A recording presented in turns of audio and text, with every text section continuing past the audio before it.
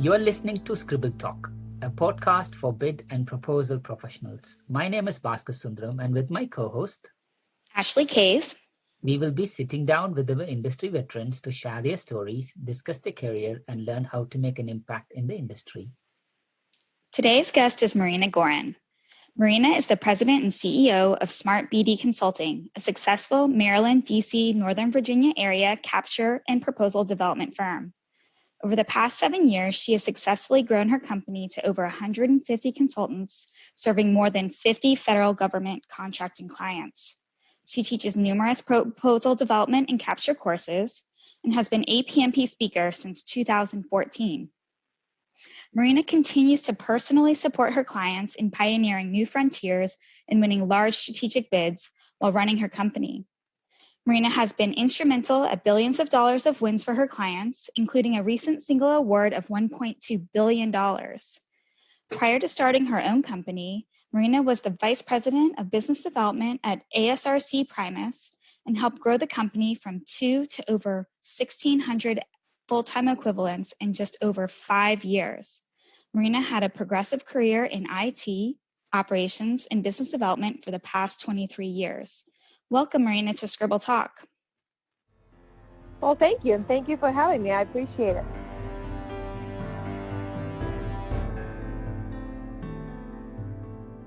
Yeah, so we're excited to kind of learn where you're from, where you grew up, and where you went to school. Sure. Well, actually, I was born in Russia. Oh, wow. Back when it was a communist country. And I left Russia at the age of 12 and came to the United States at the age of 13 with a full status of refugee. And my first area of the United States where we came to was Florida. So that's where I went to high school, West Palm Beach, Florida. And when I was in high school, I had to pick my electives, and one of my electives, I knew very little about computers at the time, so I wanted to do something very introductory, something very basic. So I took a class called Basics. Little did I know it was a programming class. Yeah. And that's kind of how my initial career got kicked off. The rest was history. I fell in love with programming. I ended up going to Northwestern University after high school, and I was majoring in computer science and started out my career as a software developer, believe it or not. Oh, wow. So what got you into proposals after entering the IT field? So I was in the IT field for quite a while. And actually, I started on the commercial side and wasn't even living around Washington, D.C., didn't know much about government contracting. But for personal reasons, I ended up moving to Baltimore. And then as the IT industry, commercial industry, was sort of tanking in the late 1990s, I wanted something more stable. And sure enough, being in D.C. area, the more stable industry seemed to have been public service or federal government contracting. Mm-hmm. So I got into that on the operations side, on the IT side, on the management side, and ended up working for a little company called Raytheon that some of you may know. And when I started Raytheon, they put me on a development program called HighPot, which was a high potential program. And that is where they closely monitor your career growth and make sure, you make sure you're exposed to different aspects of different jobs so that I can continue to grow and mentor you into an executive position someday. Mm-hmm. Well, as part of this mentorship program, it turned out that I was very strong on the operational side. I wasn't so strong on the business growth side. So they decided to put me through a little boot camp, starting with proposal support. And that's how that started. Oh, wow. So when did you eventually find out about APMP and join the organization as a member? So that was many years later, actually. I would say I started working proposals and small captures, and then ended up working for a company called ASRC Primus. and worked the full gamut of business development. None of during those times did I, to be honest, hear about APMP or was a member until I started my own business. And initially, my key interest in APMP was in networking, as probably likely a lot of people. But actually, it ended up being a lot more encompassing for me as the time went on. I became a speaker, and not only did that grow some of my personal career skills, becoming a public speaker and becoming more comfortable with that, but also, you know, I joined a mentor protege program a couple of years ago back, and had a wonderful, wonderful experience mentoring some proteges. So it really gave me some opportunities that I probably never would have guessed in the beginning, but they turned out really great, you know, for me, because we learned from all these opportunities. So it's one of the best moves I've done. Oh, yeah, absolutely. I love the networking at the bid and proposal cons and the local conferences. Do you have any, what are your experiences there? Do you have any memories from your first bid and proposal con, or some exciting speaking engagements that you participated in? Wow, so many memories. It's hard to choose just one. I will tell you, one of my absolute favorite memories is actually learning from some of the veteran speakers and going to their speaking engagements. And so Randy, who actually recommended you guys talk to me, he's my absolute favorite. You want to talk about somebody who I definitely try to follow in his steps, although I could never fill his shoes by any means. But I loved one of the first presentations that he's done that I went to. I absolutely loved it. It made such a big influence on me that when I teach classes, and I do teach proposal and capture classes to this day, I actually use his examples. I always give him credit, but I love all his stories and his examples. I use some of them. What he does for me is he inspires me. Like, his speeches are inspirational. And I remember that when I decided to become a speaker, I also wanted to do something similar. And so every time I go up on stage to speak with APMP, I think of Randy, and I think of that first speech that I heard, and the fact that I walked out of that room being inspired. So my goal has always been not so much to teach, but to inspire people. And then that's kind of what I strive for when I do my speaking engagements.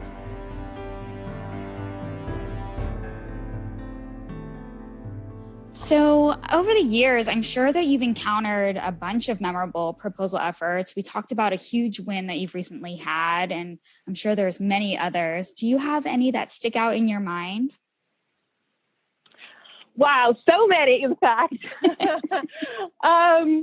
I had one proposal effort that we turned in, oh gosh, this was many, many years back. We turned it in literally at a 10:59 for an 11 o'clock deadline, and we barely made it. And it was a hard copy delivery on a NASA proposal, and we made it by 1 minute. And after pulling a 28-hour long shift. And that one was memorable because I've learned the biggest lesson in my life, to never do that again, to never allow to do that again.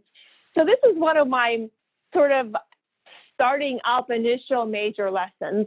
But if we're talking about most current proposal effort that was most memorable, I would say over the summer, my team and I have worked a very large proposal down in Houston, and it was very exciting. It was for a company called Axiom Space, and they did get the award, which is the most exciting part, and they're now building the first ever commercial space station for NASA. Wow. So hopefully, as they're successful some years down the road, they will launch a module that's going to attach to International Space Station and eventually build on top of that module something that's going to detach and become the first commercial space station out there. And the fact that I was there on the front lines when they were first working their designs, helping them put that proposal together, I feel like I had a little tiny part in the history in the making. And it's not very often that you get to work on a proposal like that. Not to mention, President and CEO had sent me a personal thank you note and a personal invitation to the first launch for myself and my family. So I'm definitely looking forward to that. Yeah. It was an exciting proposal. At times, obviously, it was just like any other proposals, a lot of sausage making and long nights and long evenings and long discussions in the war room and battle stories, just as always. But in the end, it was just such an incredible result. And when I found out, when they called me and I found out that we won, it was probably one of the highest highs I've ever had. So it was very, very exciting. Absolutely. Oh my gosh. What an amazing experience to be part of that history. Those are the ones you'll remember forever. So you did mention one though, where it was kind of a crunch time and all-nighter. What are your tips for staying positive, staying calm and pleasant, even during those crazy crunch times? So my very first tip is not to get in that situation in the first place. Absolutely. and I kind of have tried to follow this tip ever since. And I'll just say, the secret recipe here, in my opinion, is front loading. So you front load everything. You get as much done up front. You create your own crunch time up front. Yes. So you don't have a crunch time in the back end. So that would be my tip number one. But when it does happen, what I also learned that day is that in some ways, different people react differently. Mm-hmm. So there are people whose personality kind of kicks them into gear and they become more productive. They become sharper. They become better at what they do because of that crunch time, because of that high pressure situation. It actually makes them work better, harder, faster, smarter. There are people who are completely opposite of that. I have personally witnessed that same proposal, that same 28-hour shift, a person who froze under pressure. Granted, it was very extreme pressure, but he literally froze and he could not even move. And so, and again, I think a little bit of that is personality related. Mm-hmm. I don't know that we could teach him to handle that pressure any better.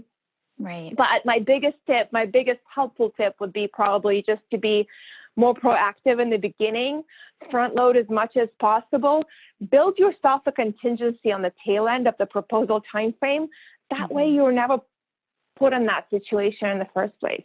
Yeah, absolutely. Very great advice. I try to follow that myself. I don't like feeling that stress at the end. So front loading is always a good way to go.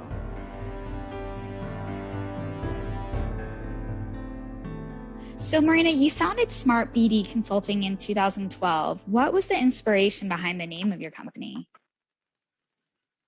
Well, that's a great question. So the reason I called my company Smart BD Consulting is because I wanted to work smart, not hard. And that was the inspiration behind the name. However, I will tell you now that it's been over 7 years, almost 8 years that I've had my company, I have learned is, well, working smart is obviously a goal that we always strive for.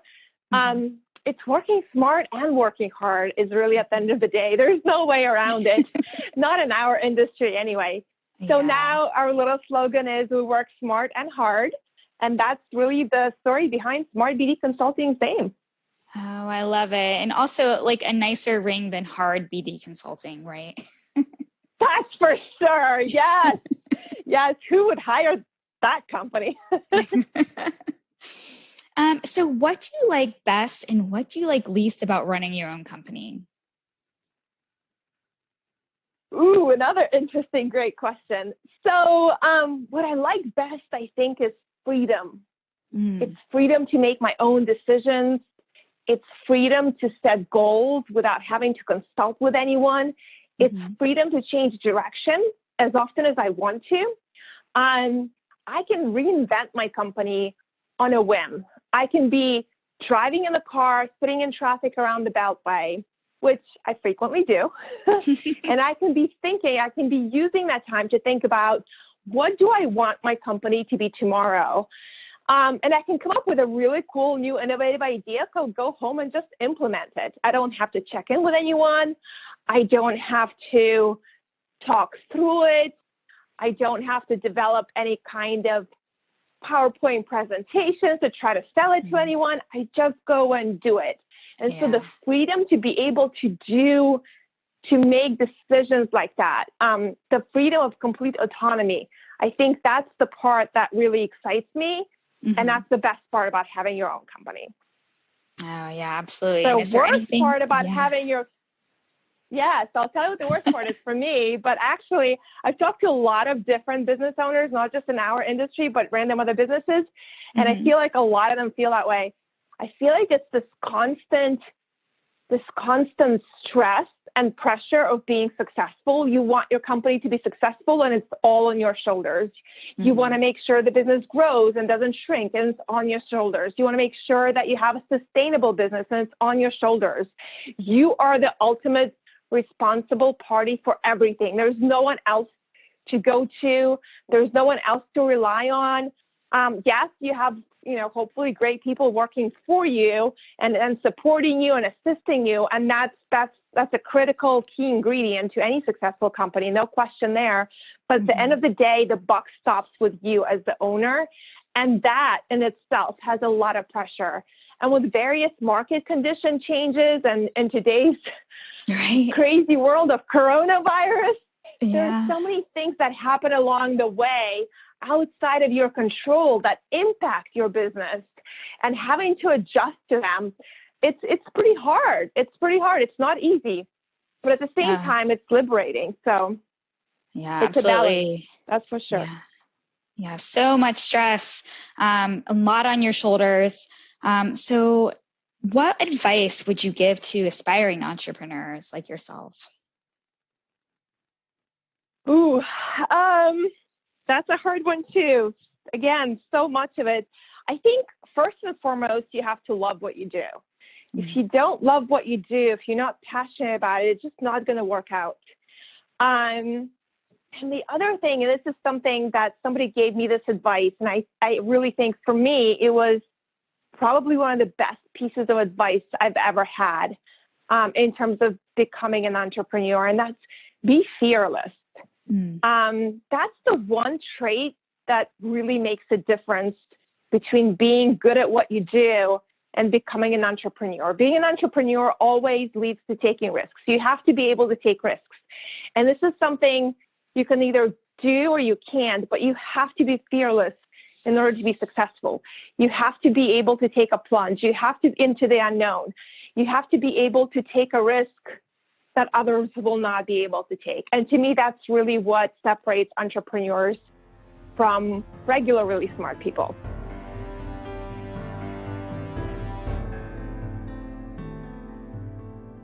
So over the years, how has your company evolved? So when I first started my company, believe it or not, and this is another interesting topic. So a lot of people ask me, what is your 5-year plan? Or what was your plan when you first started your company? Did you achieve the plan? And so I'm a little different. I don't believe in a 5-year plan. So I didn't have a plan when I started my company. When I first started my company, I started out as an individual consultant, to be honest. And my plan was to be happy. My plan was to learn to balance ability to make money with how much I want to work and my family stuff. Now, I don't know if I've achieved that plan completely at this point, but I will tell you, my company has taken so many turns that I never even envisioned. It started out with demand growing, and demand grew beyond the supply, which when you're selling your own hours, there's only so much supply, and then you hit the ceiling. And this is where I really found out I have an entrepreneurial gene, because then at that fork in the road, I had the decision to make. Do I leave money on the table? Do I figure out a way to expand? And I made that decision. I made the decision overnight. I'm going to figure out a way to expand. So, starting as an individual consultant in November of 2012 with one client, of course, when I first started, to over 50 federal government clients today, and a portfolio of over 150 consultants. It's been a long road. Absolutely. And I'm not sure how I got here, It was taking one day at a time. It was taking 1 week at a time. It was taking one step at a time. It was not overthinking it. It was not over planning it. It was rolling with the punches. It was trying to reinvent our offerings every chance I get. It was ability to change directions dynamically as needed, in terms of the types of services we offer, in terms of the types of pricing we offer, and different price models. It's all of the above. It's striving to do our best by the customers and really valuing return business. All of these things played into that equation, I would say, but it's grown tremendously. And furthermore, if you ask me where my business is going to be in 5 years, and I hope I'm not stealing your next question, I will tell you, I have no idea. There's so many forks in front of me. There's so many different directions I could take it in. And they're all very extremely different. I could keep it where it is today. Chances are I probably won't, knowing myself, because I just won't be satisfied. I will get bored with it. I can turn my company into federal government contracting business. It could happen. There's so many different options in between, but that's the beauty of having your own business. Yeah. You know, you're fully in control and you can take any fork in the road that you want to. Absolutely. It sounds like it's been an amazing journey, and I'm excited to see where your company goes. So we'll definitely be watching.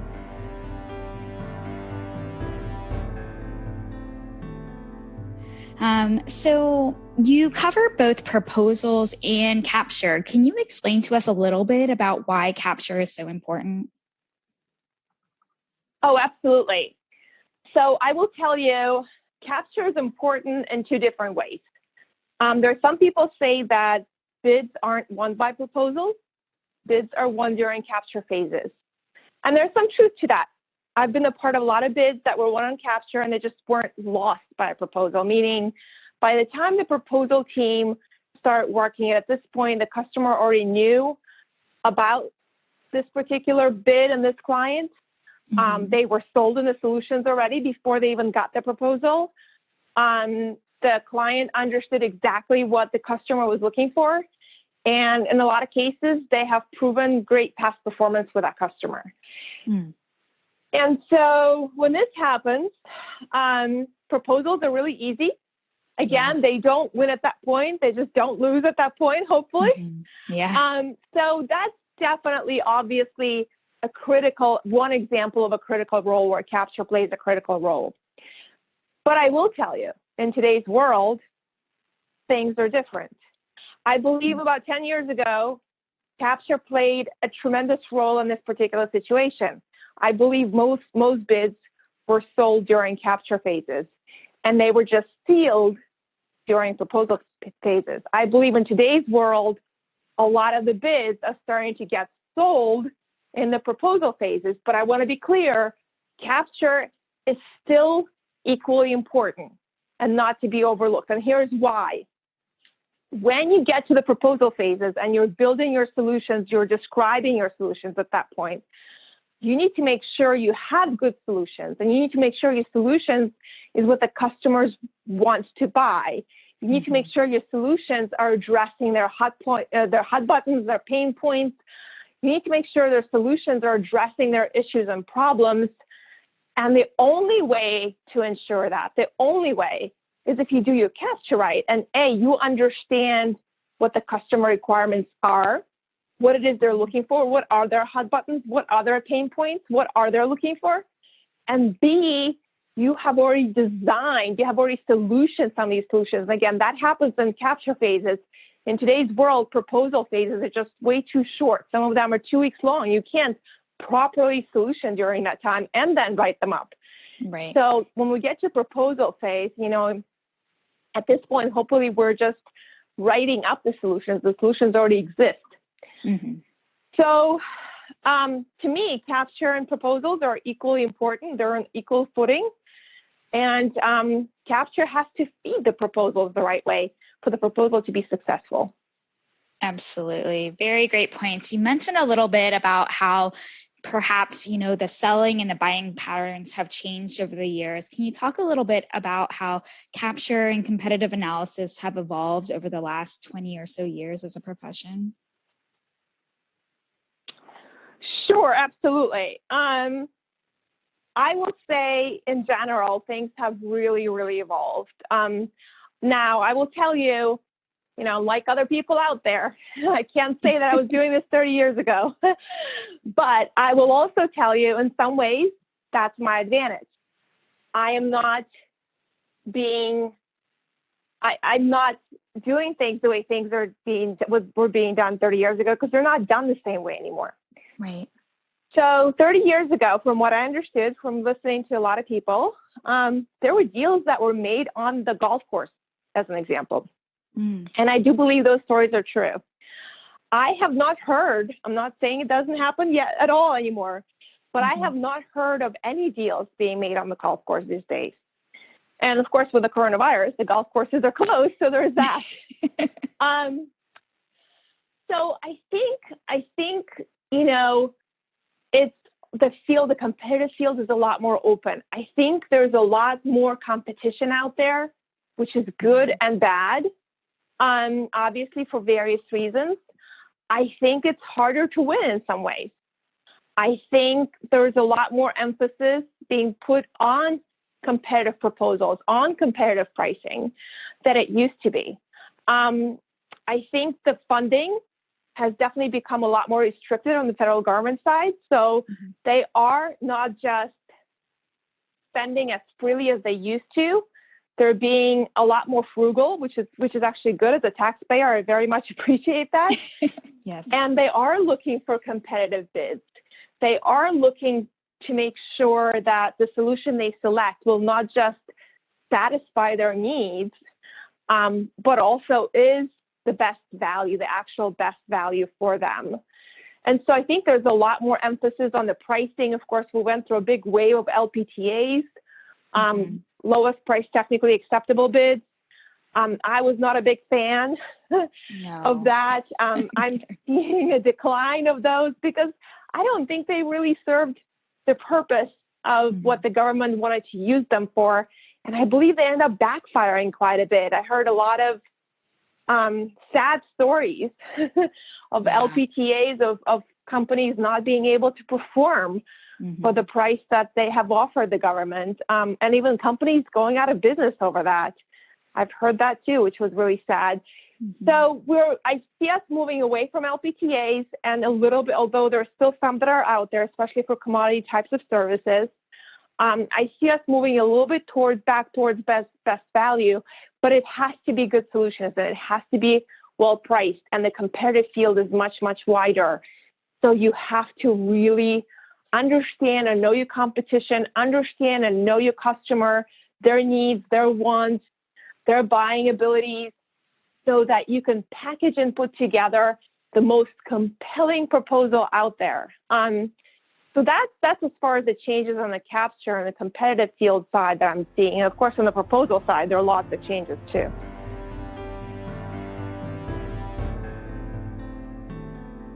Yeah, no, absolutely. You talked a little bit about how, especially in today's environment, capture and proposal are kind of equal. And sometimes I think the fall is between that transition from capture to proposals. Do you have any advice for making that transition smoother, or making sure that information from capture makes it into the proposal phase? I think you're right on the money. I see that happen all the time. In fact, this is definitely one of the things that I speak about and I train about. And so, yes, absolutely. The very first thing I always teach people in the capture phases is to document everything. So if they're having customer meetings, which they should be having, every meeting should be documented in a contact form. Now, it doesn't have to be a 20-page document fully formatted. That is not what I'm talking about. That is just not realistic. Yeah. It could be shorthand notes, but if they don't make it out of people's notebooks onto an electronic format where they can be shared 5 months later with a proposal team, they're not really valuable. They don't end up being valuable, those meetings. We have to mine those nuggets and we have to make them available later on to the proposal team. So number one is something I call voice of the customer, and we have some templates for that. We do a matrix that we eventually map the customer requirements against our peer requirements to know where we need to address them.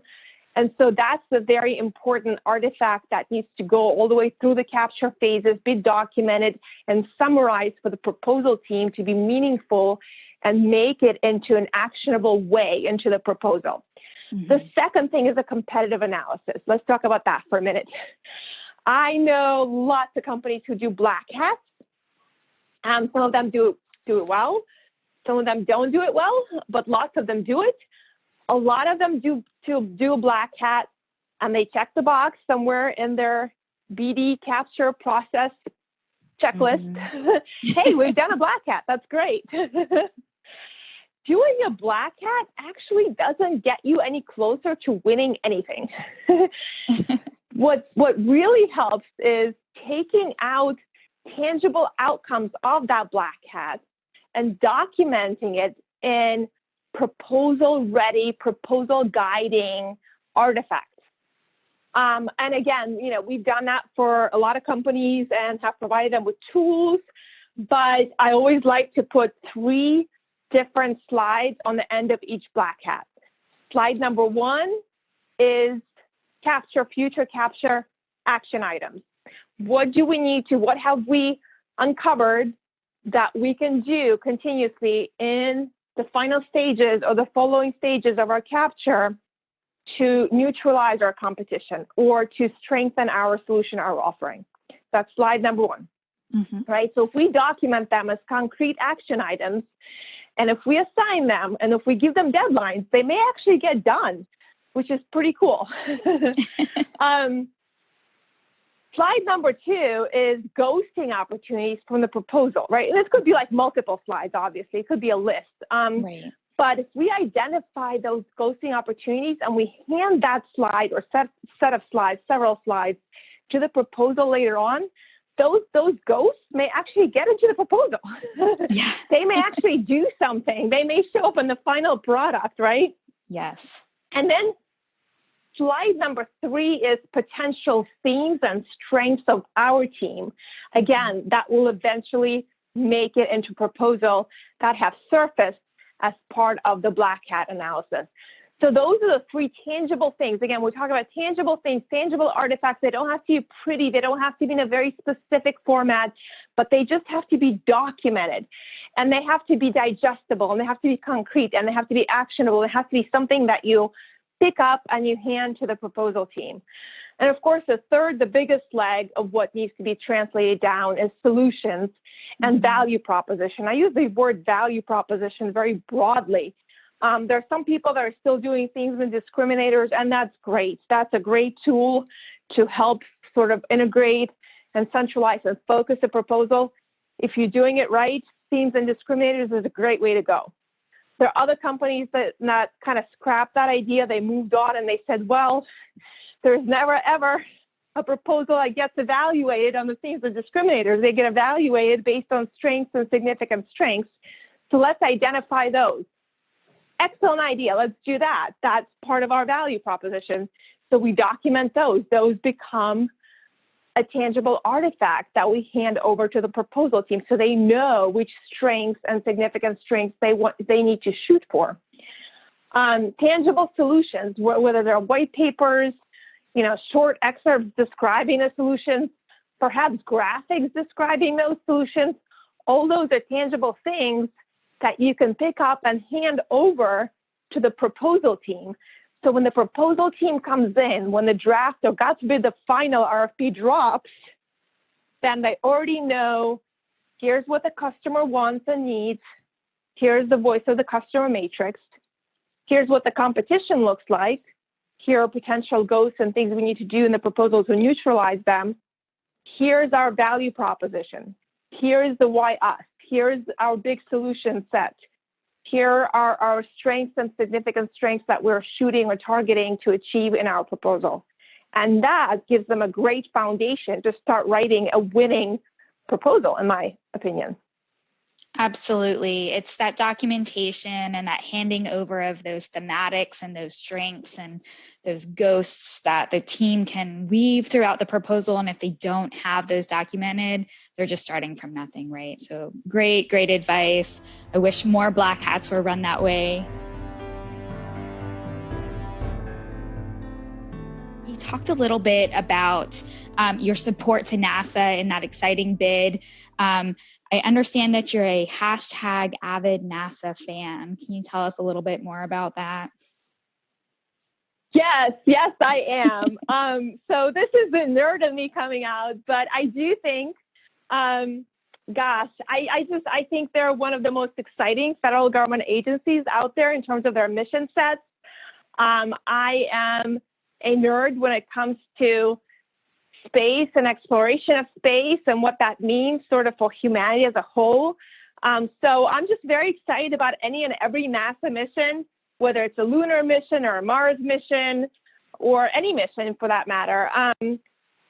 So I naturally sort of, and I can't even tell you again, it wasn't a plan. It wasn't something I learned in school. It just I naturally ended up in that arena, in the NASA arena. And now I personally, to this day, in addition to running my business, actually support a lot of NASA captures and proposals. And of course, the more I support across various NASA centers, the more I learn about various NASA missions.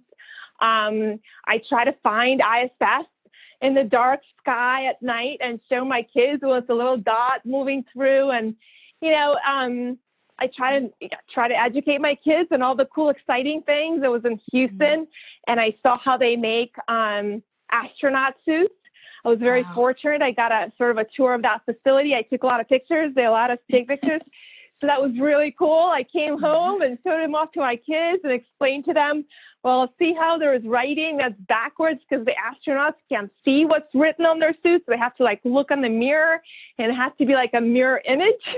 So, and all kinds of, all kinds of other really cool nuggets that I learned from that trip.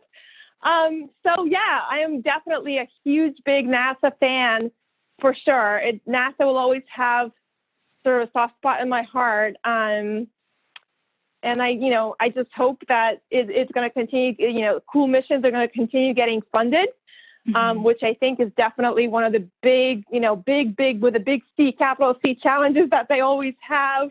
Right. Because at the end of the day, who knows, on the big scheme of things, who knows how long our planet is going to be sustainable. And I do believe, now we're talking beyond many, many generations forward, hopefully, right? But at one point, many generations forward, space exploration could be like a human life-saving mission, in my opinion. And that's what I think is the coolest thing about NASA. That's very exciting. And it's so cool that you get to share it with your kids and get them excited about it. And I'm sure they're going to also be hashtag avid NASA fans when they grow up. Okay, so last question before we move over to our surprise rapid fire questions round. Can you tell us 3 things that not many people know about you? 3 things that not many people know about me. Let's see. So one thing I'll say that I'm Jewish, and I didn't know I was Jewish until I was 10 or 11 years old. And I grew up in a communist Russia, and I was brainwashed. And it was one of my biggest heartbreaks of my life to find out that I'm not a pure Russian, as they say, but I'm actually Jewish. And so a lot of people don't know that story about me, but it's very, very, very true. So what else? The second thing that probably not a lot of people know about me is the fact that I started working full-time back in college and actually doing programming. Wow. And I kind of got my first employer, my first professional employer, to pick up the tab for my whole college tuition sophomore year on, which was really cool. Leaving Northwestern, which is a big private school with an expensive price tag with an $11,000 student loan, which is pretty incredible. That's amazing. So those are my two things that probably most people don't know about me. What would be the third one? Not sure. I feel like I'm such an open book. I don't know. Maybe that's the fact that I like reading mystery books, mystery novels. I think there are a lot of people that will be surprised to even hear that I get to read anything other than RFPs. So that will probably be a surprising fact to a lot of people who know me pretty well.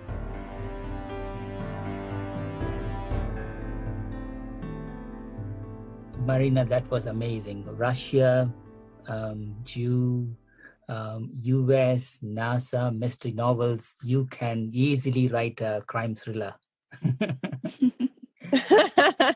How good are you in your Russian? So, I guess I'm fairly proficient. Okay. But I would say not on a professional level by any means, more on a regular household, regular life sort of level, if that makes sense. Perfect. So can you share 3 Russian funny phrases that we should know? Funny phrases. That's the rapid fire round, huh? This is the one that I was nervous about the most. Okay. Let's see. So funny phrases. I don't know about funny phrases. I can share 3 Russian phrases. How's that? Okay. Okay. So the most common one is, hi, how are you? So I'll share that one. Привет, как дела? And that one is a pretty easy one to say. Let's see. Ну что ты молчишь? Is why are you so quiet? And let's do one more. Космонавт — это очень классное ремесло. Astronaut is an amazing profession. I love it. Now, Ashley, your turn to repeat whatever Marina said just now. I could never do it. Thank you, Marina. So, Marina, I know you I like putting the pressure on Ashley for a moment. Yes. Marina, you mentioned that your first 12 years of your life, you were in Russia, Marina. What do you miss most about your childhood in Russia? Probably my friends. I will say my memories are very foggy. My friends, I probably miss the most. I do have childhood friends that I started with, from the day I was born, and we were being taken out in strollers next to each other. And we lived in the same apartment building. We went to the same school. So I did have quite a few, or a couple of very close friends that we were probably closer than sisters. So I miss them, I would say. And then some foods that I definitely miss that have amazing childhood memories. And what's interesting is I'm willing to bet that if I went to Russia and tried some of these foods today, I would be really disappointed. I feel like I'm guessing my memories of these foods are probably better than the reality of how they taste. So in some ways, I'm happy that I'm not ruining those memories. Do you have a favorite Russian food? I would say pelmeni is one of them. And pelmeni they're kind of like raviolis. They're little dumplings. They have meat inside, and usually Russians eat them with a little bit of butter on top and a side of sour cream. Nice. Right. Let's pick up the nerdy side of you, Marina. So, you are being chased by a Godzilla. What do you do? Wow. So I am not a big athlete, that's for sure. I'm also not an animal expert, so I don't know how fast Godzillas can run. My guess is I would never be able to outrun a Godzilla. So I wouldn't even try. I would think that I would be better off trying to hide so that they don't notice me, so that they can just pass by and run by me. That sounds like a plan. Yes. So if you take 5 things to a deserted island, what would you take? Well, water probably would be one of them, since it's critical and key to survival. I'm also a very social person, a very outgoing person. I know it's a big shock to you guys after having talked to me for a while. So I would need some human contact. I would say definitely, at a minimum, my family, if not at least a few friends. Hopefully that all counts as one item, or I would try to count it as one item. So I would say water, some family and friends, food, that makes it 3, something to make fire with, makes it 4. And then the 5th item, I would probably leave for my husband to select, because his brain just works differently from mine, and I'm sure I would forget something that he would better think of. That's amazing. I mean, like, it's good that, you said family, friends, and at the very end, you passed on to your husband. I'm glad that not many people will take their partners all the way to a deserted island, Marina. So probably true. Wait, can I rethink that answer now? Just kidding. Yes.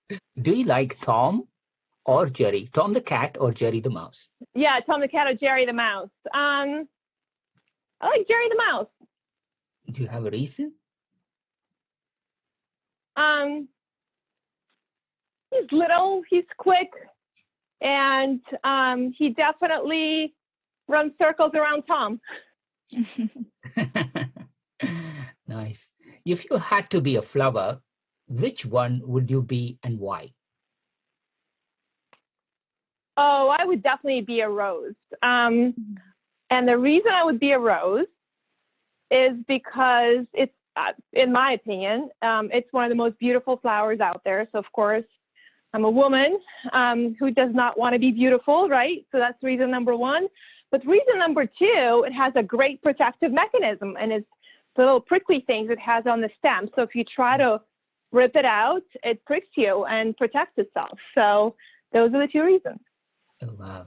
Okay. If you could be invisible for a day, what would you do?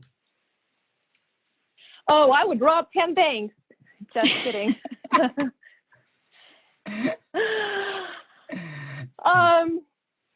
What would I do? I would probably try to mess with people. I would try to do as many pranks with friends and family as I could. That's what I think I would do.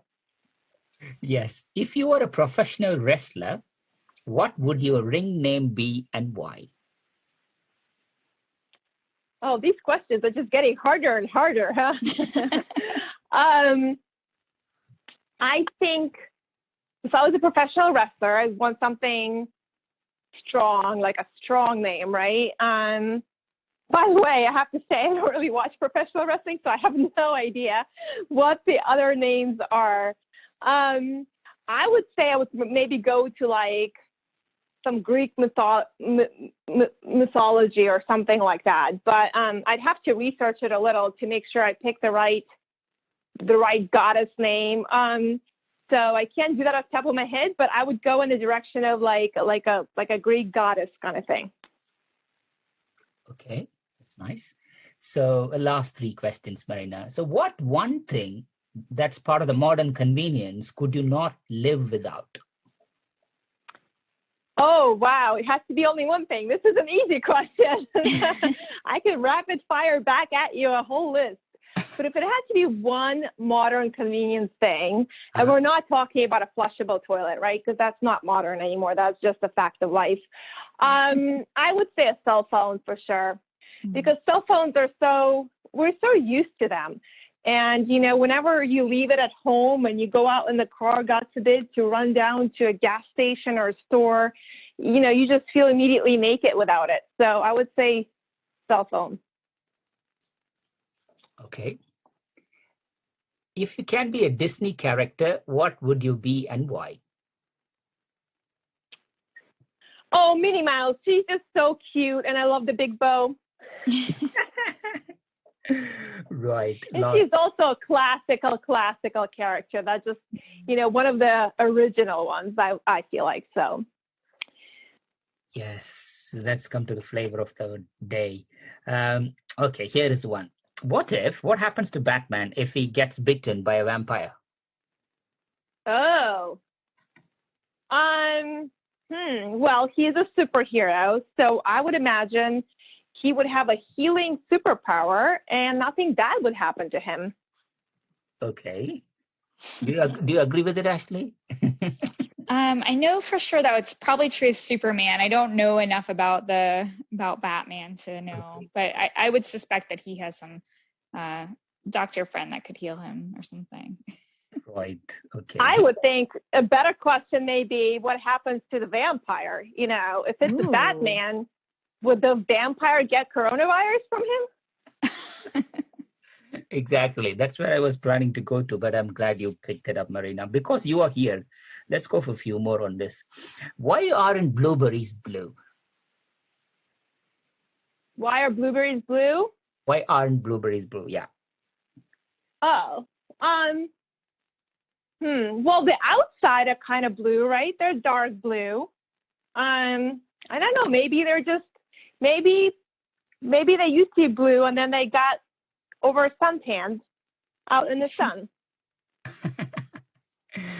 I can only ask these silly questions to a logical person like you, Marina. I don't think I can. Yeah, thanks for the torture. Thank you. The last one, Marina. If you do write your autobiography, what would become the title? What would be the title of your book? Wow, if I write an autobiography, what would be the title of the book? I think The Art of Figuring It Out. I feel like this is actually not a silly question, right? This is actually a fairly serious question, I would say. And I feel like lives are so hard. Even, I have 2 kids and, if we were to ask them this question, I'm sure they think their lives are hard. And obviously looking at them like, well, what's hard about that? But being their age, I remember thinking life is hard and, you're growing and evolving and learning and having to deal with so many new things and figure them out. And then becoming an adult is so very hard and a whole new ball game. And then all these other curveballs are thrown your way once you become the adult. You have to figure out your career and then you become a parent. Maybe some people do, you get married, you become a parent. That's a whole new ball game altogether, a whole new set of skills. There's no schooling on how to be a parent. They send you home with a baby from the hospital and you just want to scream like, are you sure you want to do this? How am I qualified for this? Are you crazy? You're going to let me take this baby home? With no adult supervision? Oh, wait a minute. I am an adult now, I think. So, as you go along in life, you constantly have to figure it out. So I think that would be probably the name of my autobiography, The Art of Figuring It Out. Wow, that's amazing. I think that's a classic end to this silly ground. Perfect.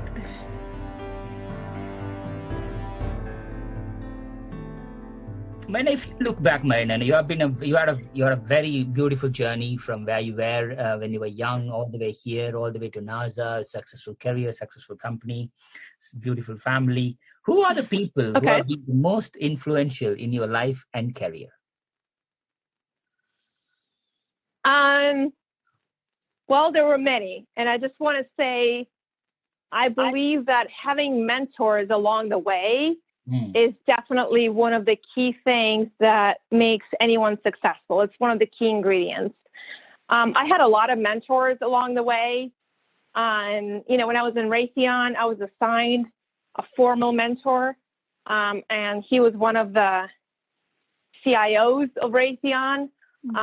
Matt Murray, he was exceptional. He taught me a lot of things. We had lots of lunches and informal discussions, but he taught me a lot of things just about, and it wasn't necessarily things about work. It was things about what's important in the context of work. I remember him teaching me that not to focus on money, focus on your passion, and the money will come. And being fairly young at the time, or at least it feels that way now, definitely hungry to make more money. That was a piece of advice that I don't even know that I believed in the beginning. But the more time has passed and the more I learned and grown and evolved, the more I remember and thought back at that piece of advice and said, you know how true that is. I don't know how true, how well I understood how true it was when I first heard it. You know, I had a lot of mentors at ASRC when I was working at ASRC. I had folks that taught me the ropes with regards to capture, with regards to proposals. I mean, the list would be really long, and, you know, I don't want to miss anyone or say somebody's name who wouldn't want to be mentioned for some reason.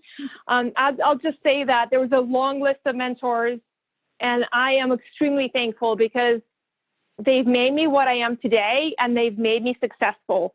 And the big thing that I do with them is that I make sure I'm still in touch with all of them, by the way. And some of them I work with professionally, but we always have a lot of lunches, and I always go back and I let them know that I remember and appreciate all the lessons that they've taught me. And I know that they've made me who I am today, because I think it's really important to let the mentors know how big of a difference they've made in your life. They need to know that. They need to be appreciated for that. And then I will say, I also have a very important active mentor in my life now. Again, I won't say his name. He's very well known, actually. He's been very successful. He has recently, I'll just say, he's recently sold a company for $365 million, and he's grown that company from scratch. He came to this country as an immigrant with no money in his pocket. And so all of his success, he built on his own. He's incredibly smart. He is an incredible entrepreneur. He is my mentor. I consider him my mentor in the field of how to be a good entrepreneur. And he's the one who taught me, who's teaching me to be fearless. And that's one of the biggest, most recent lessons that I'm taking away from me is I need to continue to be fearless so that I can continue to grow my business and take it to the next phases. Wow, you're so blessed with so many mentors, Marina. And in life, Marina, would you like to look back and is there anyone whom you feel thankful to? Oh, again, a long list of people, and I wouldn't even dream of naming them because ultimately I would miss them and that wouldn't be fair. But I'll generalize and say, again, I was very, very fortunate to work alongside of really smart people. And I'm very thankful to all of them for helping shape my career. I'm also really thankful to my family and my husband. My husband runs our household. My husband takes care of our kids. And my husband enables me to do what I do. He enables me to run the business. And if I didn't have him by my side, clearing my way, getting the obstacles out of the way, especially now when the kids are not in school and they're getting homeschooled and kept busy by my husband, so I can do a podcast and run my business and support 4 proposals going in parallel. You know, I wouldn't be able to do what I do. So, you know, it does take a village. It takes a village to raise a child, and it takes a village to enable a business. And that's how I feel. I'm thankful to everyone who's in my life, from my colleagues to my clients, to my consultants who do their best to support Smart BD and work so hard for Smart BD and to make sure that we're well represented and we make our clients happy, to my family. There's so many people I'm thankful for. Wow. Thank you, Marina. That's amazing. So what advice would you give someone wanting to pursue a career similar to yours, other than finding the right husband? Uh, yeah, you don't really want me to give any dating or marrying advice. I'll say that. I mean, I ended up getting lucky myself, but it wasn't because of any kind of experience or knowledge that I brought to the table. It was pure luck on my end. But as far as career advice, not to say that I have, not to say that I bring a lot to the table there, but my advice would be, first and foremost, focus on what you're passionate about. Second, be humble. I think it's really important to be humble and never stop learning. I feel like there's a lot that I probably have accomplished in life, and there's a lot that I've learned along the way. The reason I've learned so much along the way is because I was always open to learning. I used to describe myself as a sponge, and I thought that was one of my best qualities. I try to really take in and pick up everything that I can along the way in terms of learning, but you never stop. You should never feel like, now I'm fully baked, now I'm done, now I don't have to learn anymore, now I can teach others. I do teach others, I teach courses, but every time I start a course, I tell all my students that I'm here to learn from them as much as they're there to learn from me. I always make it collaborative. I always have discussions, and of course, in the course of those discussions, I always learn new things.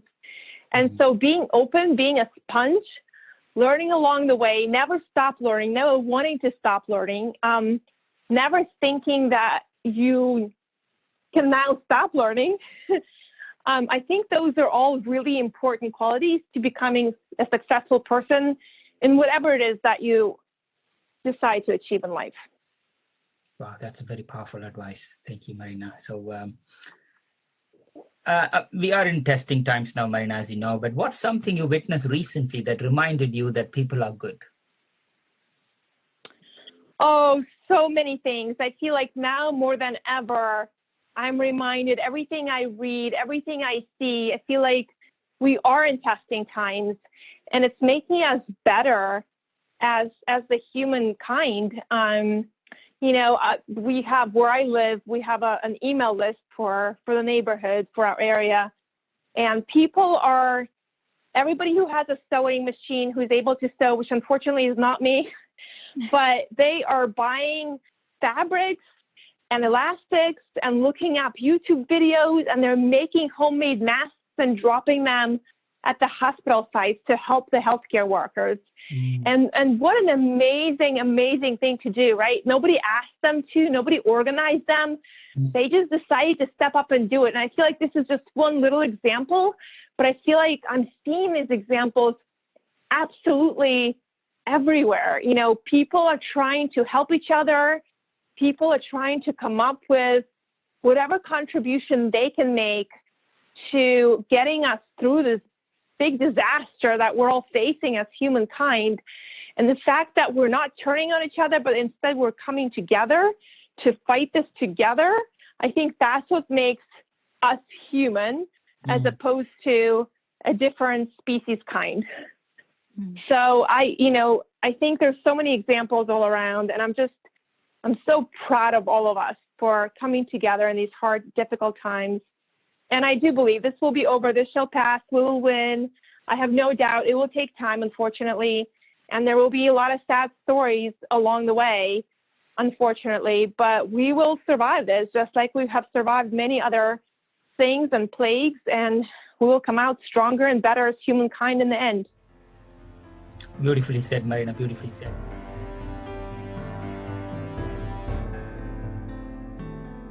All right, Marina, it's been so exciting to learn about your journey and hear about all the things that you've accomplished and the exciting bids that you've been a part of.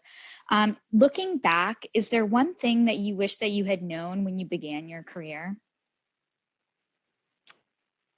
The one thing that I wish I had known when I began my career, there was so much I didn't know back then. But honestly, you know what? If I could go back in time, if I could get into a time machine, right, and get together with me when I first started my career, I don't know if there's anything I would tell myself at the time. Because first of all, that other younger me wouldn't believe it anyway. So it would be wasted breath for one. And second of all, I feel like everything that I've learned along the way, from all of my lessons learned, whether they were from mistakes that I've made, because, I'm human and I've definitely made plenty in my life, or decisions that I've made, or good decisions that I've made, it was my learning journey that led me to where I am today. And I'm very happy with where I am today, and I wouldn't change that. So why would I change my journey? So I think ultimately my answer is no. There's nothing I would, if I had a time machine and I could meet up with a younger version of me, there's nothing I would tell that version of me. I would just let her figure it out all by herself, just like she did along the way. Yeah, amazing perspective. And you learn so much more when you do make those mistakes, or you do something right and it was a success. So it's a great point. Over the years, you have many accomplishments. You've grown a very successful business. Do you have any accomplishments that you're most proud of? Yeah, my 2 little girls. That didn't even take a second for me to think about, right? Yeah. And I wasn't expecting this question, but it's definitely, I do feel, at the end of the day, at the end of this life, those are going to be the 2 accomplishments. Hopefully they've made me proud so far. And, obviously fingers crossed, they'll continue to do so by being good human beings. And those are the 2 accomplishments that I think are going to matter the most someday when I'm on my deathbed. That's what I'll be thinking about. And the day I had kids and went on that journey path was an incredible day. Lots of different emotions, obviously. Yeah. And that journey still continues, and it's a big roller coaster at this point. My oldest is becoming a teenager, so you want to talk about a roller coaster. That's going to be a tall one. But at the end of the day, I'm so proud of them. And again, I think that's continuing humankind and raising good, conscientious, nice, heartwarm kids is what our biggest accomplishment is in this life, at the end of this life. Yeah, absolutely. And it sounds like, you and your husband are doing such an amazing job, and you get to share so many exciting things with your girls. And so it's great to hear that. All right. Last one, Marina. What is something that you're looking forward to in the future?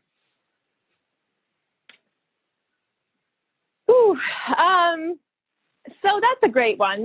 I'm looking forward to change. At the end of the day, I like change. It does make me nervous. I won't lie, because again, I'm human, and I think, it's in human nature to be nervous when change comes. But at the end of the day, what I've learned about myself is when things settle and they get into a repeatable routine and it's business as usual and everything works as a well-oiled machine, I get bored. I personally get bored. That is part of my personality. So change is something that I thrive on. Change is something that drives me and inspires me and fuels me and excites me. So I think more than anything, I'm looking for change. And so I will never let my business get stale. I will always look for new ideas, whether it's to expand it or have it take a different direction, or come up with different service offerings, or understand how the procurement industry is changing and how we can better serve our clients. So I believe change is the only constant we have to in life. Mm-hmm. So even if I wasn't looking forward to change within my business, things are going to change around my business. And if I don't adapt to that change, if I don't do things differently to accommodate those changes, my business will be dead. So change is the one thing that I've always embraced, because I believe it's the best way of dealing with it. And it's the one thing that I actually look for. And it's the one thing that keeps me excited. Yeah, that's amazing, Marina, and definitely speaks to the success of your company, because you're able to stay agile and you embrace those changes and really look to not stay complacent. So amazing, well said, great advice for those listening in.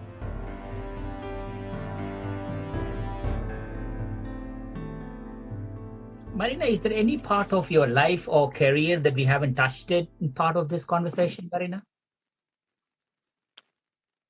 No, I think your guys' questions have been really thorough. And the rapid fire has been keeping me on my toes here.